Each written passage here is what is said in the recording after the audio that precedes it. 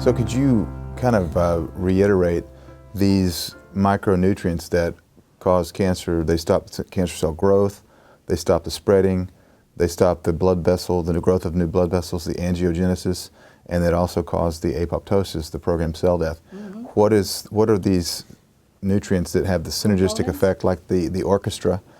What are the components of this? Yeah. This is vitamin C for simple reasons, since we are targeting the stability and integrity of connective tissue. Without vitamin C, connective tissue cannot be produced. The other compound of this synergy, very powerful component, is amino acid lysine. Lysine is an inhibitor of those collagen digestive enzymes, but also lysine is a component of collagen. 1/3 of amino acids in collagen are lysine and proline. So it is important that they are included. And lysine, similarly to vitamin C, is not produced in our body. It only comes from the diet.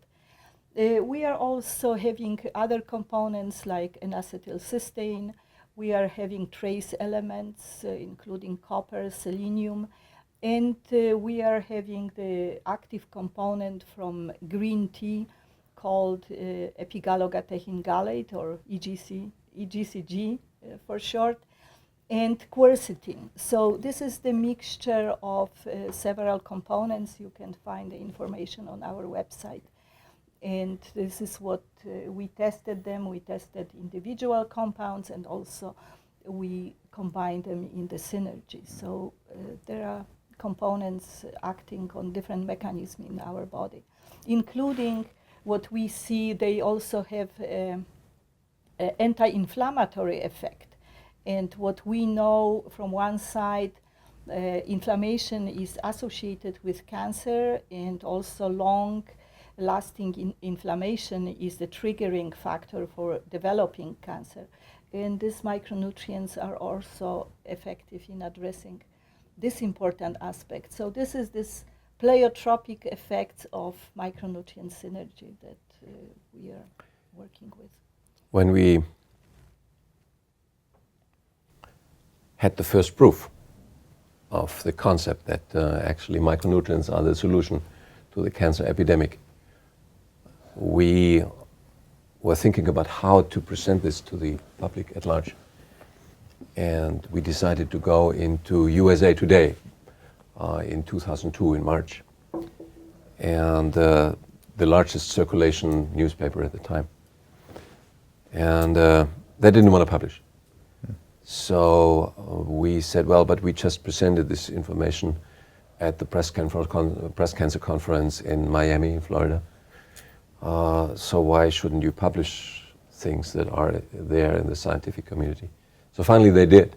There was a whole page, breakthrough in the natural control of cancer, and listing some of the micronutrients, vitamin C, lysine, proline, and showing some of the research result in layman's terms. Well, that did it. It triggered the war against this breakthrough that I just mentioned before, with more than 100 lawsuits, mostly focusing on cancer. The American Medical Association gave media alert about Dr. Rath and his research institute that no media should be publishing anything about our results. And I thought, how could you deal with such an unethical approach? And we took out another page in a newspaper, a US newspaper, and I wrote an open letter to the president of the American Medical Association saying, well, you are heading an organization that is supposed to do good to the people of America. Here is some advanced research that can actually help benefit millions of people, and you are opposing it. Why is this? And I printed his email address at the bottom and encouraged the readers to send their comments to the president of the AMA.